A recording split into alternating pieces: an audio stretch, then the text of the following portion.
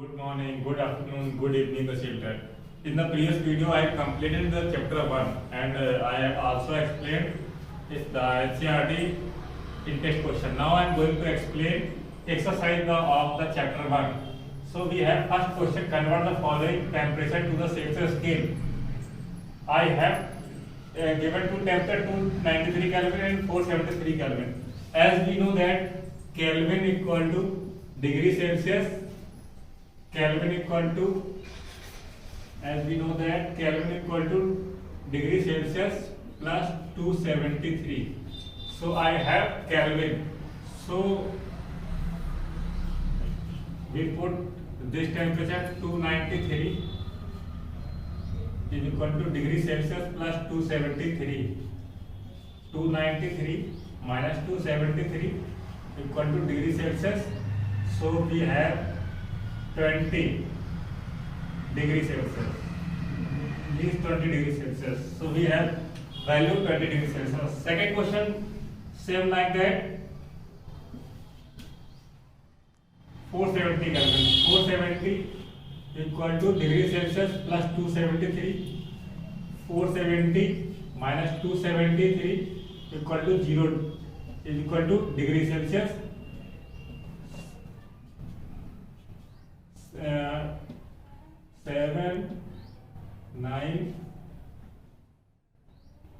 197. So this is 197 degrees Celsius. So these are answers of the question 1. Now I am going to explain second chapter. We have formula of this Kelvin equal to degree Celsius plus 273 Kelvin. So here convert the following temperatures to the Kelvin scales. Temperatures are given degree Celsius. We have to convert degree Celsius into Kelvin. So we have formula of this. So question number 2,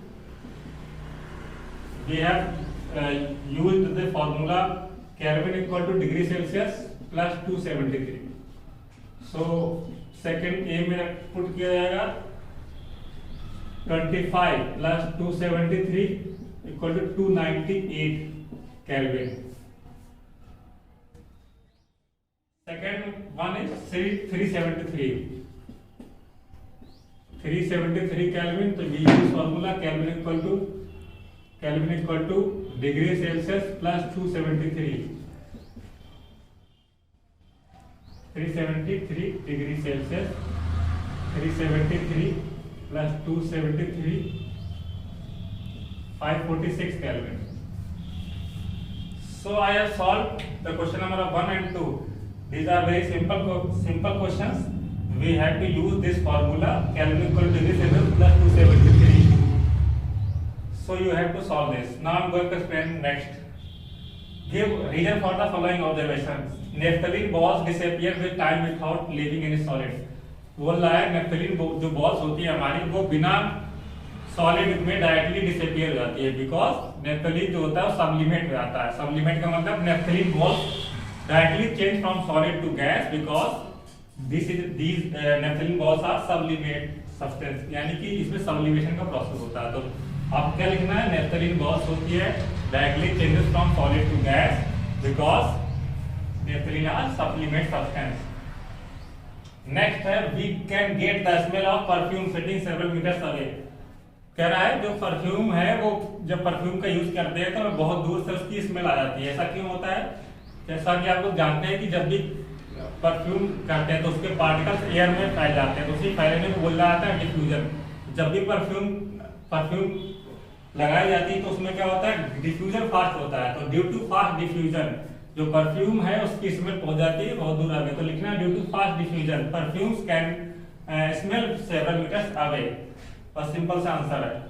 next लिखा है हमारे पास arrange the following substance in increasing order of the force of attraction between the particles. कह रहा है कि हमारे पास 3 matter दिए गए हैं, वाटर, शुगर और ऑक्सीजन. इन मैटर को अट्रैक्शन फोर्स के इंक्रीजिंग ऑर्डर में रखा गया है.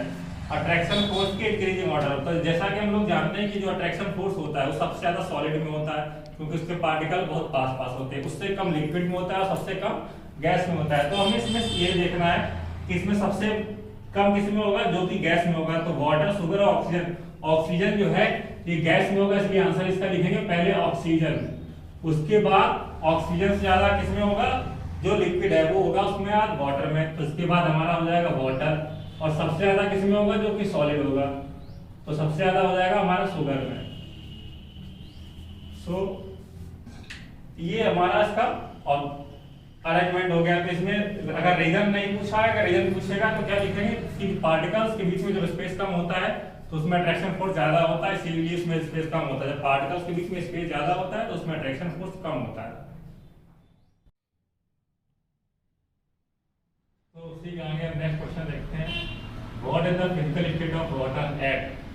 वाटर की फिजिकल स्टेट पूछी गई है। टेम्परेचर हमारे पास डिफरेंट है, 25 डिग्री सेल्सियस, 0 डिग्री सेल्सियस और 100 डिग्री सेल्सियस। तो as we know that water is liquid at room temperature. Room temperature क्या होता है हमारा 25 डिग्री सेंटीग्रेड। तो जो 25 डिग्री सेल्सियस है, इस पर वाटर की स्टेट कैसे होगी, लिक्विड होगी। वाटर, उसके पहले हमने देखा कि वाटर की जो बॉइलिंग पॉइंट होता है वो 100 डिग्री सेल्सियस होता है, मेल्टिंग पॉइंट होता है 0 डिग्री सेल्सियस होता है। तो यहाँ पर लिखा हुआ है 0 डिग्री सेल्सियस। सो इसमें हमें क्या लिखना है, we have to write in 0 degree Celsius solid as well as liquid. इसमें ट्रांजिशन स्टेट होती है, इक्विलिब्रियम होता है, ट्रांजिशन स्टेट मतलब दोनों उसमें होता है, लिक्विड भी होगा और सॉलिड भी होगा। तो we have to mention both state in 0 degree Celsius. Next 100 degree Celsius we have to mention also liquid as well as gas. यहाँ पर दो स्टेट लिखनी है। नेक्स्ट लिखा हुआ है what give to reason to justify water at room temperature is liquid and iron almirah is a solid at room temperature। तो ये ऐसे कैसे भी पूछ सकता है why chair is a solid at room temperature, why this marker is solid at room temperature, why milk is a liquid at room temperature। तो हमें आंसर इसके किस तरह से लिखने हैं। कोई भी अगर लिक्विड है तो लिक्विड वो रूम टेम्परेचर पे इसीलिए है क्योंकि उसके पास फ्लो करने की टेंडेंसी है। तो पहला इसमें आंसर लिखेंगे जो लिक्विड है या वाटर है tendency to flow. Next thing क्या होती है, जो वाटर है या कोई भी लिक्विड होता है उसका शेप फिक्स नहीं होता है। सो लिक्विड है नॉट फिक्स्ड शेप, और ये और इसका वॉल्यूम फिक्स होता है। तो यहाँ पर दो रीजन होता है, पहला हो गया टेंडेंसी टू फ्लो, और कोई भी लिक्विड है उसका शेप जो है वो फिक्स नहीं होता है, वॉल्यूम फिक्स होता है। इसी तरह से आयरन अलमीरा वाले में क्या लिखना है, कोई भी सॉलिड होता है तो वो कैसा होता है, उसका शेप और वॉल्यूम दोनों फिक्स होता है। तो इसमें लिखेंगे आयरन जो अलमीरा है वो उसका शेप और वॉल्यूम बोथ आर फिक्स्ड है। जब फिक्स हो गए तो पहला रीजन हो गया। दूसरा रीजन क्या लिखेंगे, कोई भी सॉलिड होगा तो वो हार्ड होता है, कंप्रेस नहीं होता, दबाने से दबता नहीं है, हार्ड है, रिजिड होता है। तो जो आयरन अलमीरा है that is hard and rigid. So ये दो रीजन होगा किसी भी क्वेश्चन के। नेक्स्ट लिखा हुआ why is ice at 273 kelvin more effective in cooling than water at the same temperature. ये पूछा गया है इसमें कि जो आइस होती है 0 डिग्री सेल्सियस या 273 केल्विन पे वो कूलिंग ज्यादा इफेक्टिव होती है इन कंपैरिजन टू वाटर।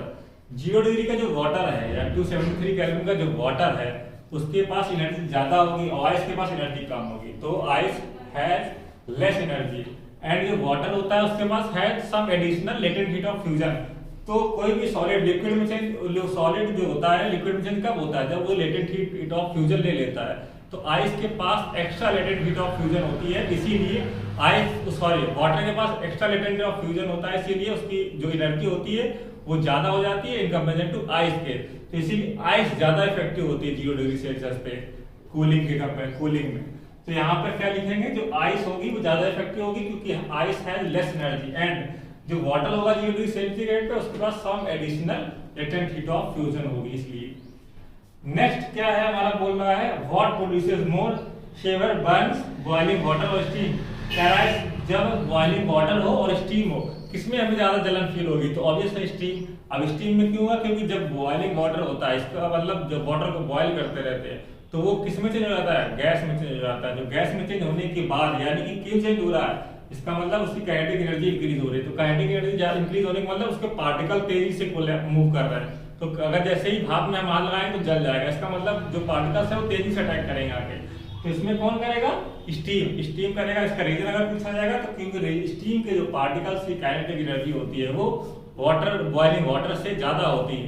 तो इसमें रीजन तो पूछा नहीं है, अगर रीजन लिखना चाहे तो आप लिख सकते हैं कि जो स्टीम होगी ये इसमें ज्यादा ये तेजी से जलन होगी in comparison to boiling water because particles of steam have more kinetic energy than particles of boiling water.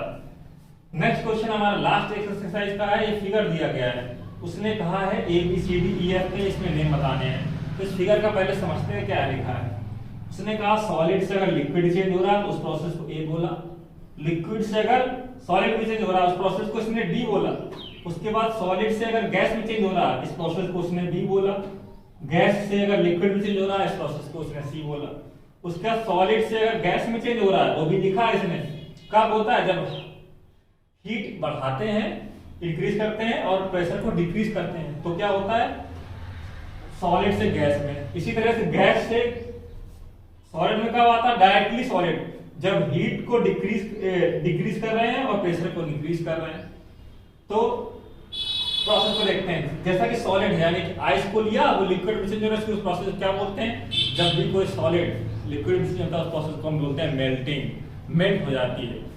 दूसरा नाम उसका है फ्यूजन, तो इसमें मेल्टिंग लिखें या फ्यूजन लिखें, ए वाला हो जाएगा मेल्टिंग या फ्यूजन। फिर बात करते हैं लिक्विड से अगर गैस में चला जा रहा है कोई मेटल उसको बोलते हैं इवेपोरेशन या फिर वेपराइजेशन भी हम इसमें लिख सकते हैं। उसके बाद उसने कहा कि गैस से अगर लिक्विड में चेंज हो रहा है, अगर गैस बन गया उसके बाद लिक्विड में चेंज हो रहा है, तो जैसा कि हम देखते हैं कि अगर पानी को बॉयल करते हैं तो गैस बन जाता है, लेकिन अगर प्लेट रख दी जाए तो क्या हो जाता है वो टकरा के वापस आ जाता है। इस प्रोसेस को बोला जाता है कंडेंसेशन, CONDENSATION, तो इसको कंडेंसेशन बोलते हैं।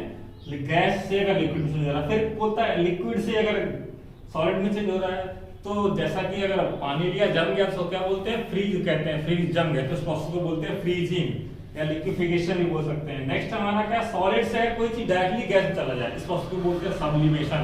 तो सब्लिमेशन क्या होता है जो डायरेक्टली सॉलिड से गैस में चला जाता है, जैसे नेफ्थलीन बॉल हमारे पास है, सॉलिड CO2 है, अमोनियम क्लोराइड है, इस तरह से बहुत सारी चीजें।